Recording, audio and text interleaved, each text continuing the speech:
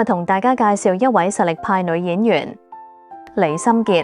李心潔1976年喺馬來西亞出生，最初以歌手身份出道，之後轉戰影壇，喺香港同台灣都發展得非常成功。佢最為人熟悉嘅作品包括驚慄電影《見鬼》，憑住呢套戲，佢奪得金馬獎最佳女主角，演技備受肯定。另外，《三更之回家》同《救命》亦都令佢有鬼后之稱。除咗驚慄片，其實李心潔喺文藝同愛情電影入面都展現出好細膩嘅情感演繹，角色層次非常豐富。除咗演技出色，李心潔近年亦開始挑戰導演工作，展現多方面才華。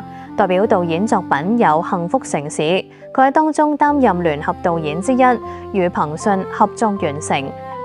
佢喺剛過咗嘅第44屆香港電影金像獎擔任頒獎嘉賓，一齊睇下佢接受訪問嘅片段。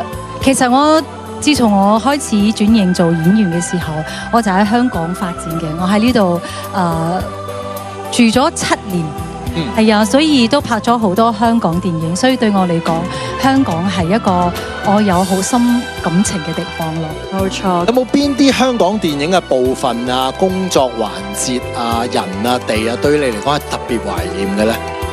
首先，我嘅師傅張艾嘉，係啊，對我嚟講係好重要嘅一個人物。跟住我拍戲嘅時候，我記得我同林嘉欣拍嗰個《救命》啦，係啊，喺香港拍《救命》，咁我都喺香港拍咗好多部鬼片啦、驚慄片啦，咁亦都係即係拍見鬼嘅時候，都成就咗我攞到呢個最佳女主角，亦都肯定咗我演員嘅呢個角色。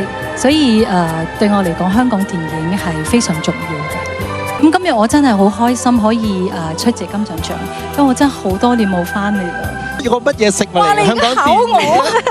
我嘅好朋友袁詠儀嘅一套戲《新不了情》裏邊嘅缽仔糕。缽仔糕。係啊，我係因為呢套電影而知道原來有一種甜品叫缽仔糕，所以一諗起缽仔糕就會諗起《新不了情》，諗起我嘅好朋友嚟。諗起香港電影。係啊，諗起香港。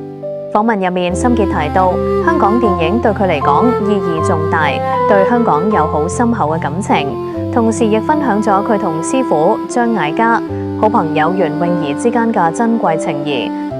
喺經歷過唔同人生階段之後，佢帶住感恩同溫柔回望自己嘅電影人生。